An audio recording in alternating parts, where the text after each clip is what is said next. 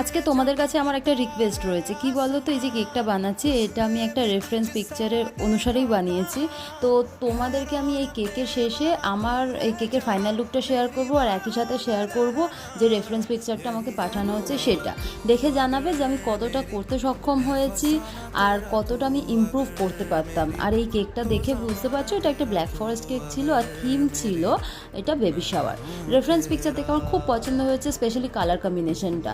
তবে ব্যাপারটা হচ্ছে আমি একটু নিজের মতো মডিফাই করেছি, কাস্টমারের দেখে খুব ভালো লেগেছে। আর ব্যাপারটা কি বলো তো, কাস্টমার যখন রেফারেন্স পিকচার পাঠায় তখন সাধারণত সেটা একটু বড় কেকের ওপর করা থাকে, আর আমাদের একটু ছোট কেকের ওপর অ্যাডজাস্ট করতে হয় বলে একটু ডিফিকাল্ট হয়, মানে ডিফিকাল্ট না, কনফিউজিং লাগে ব্যাপারটা।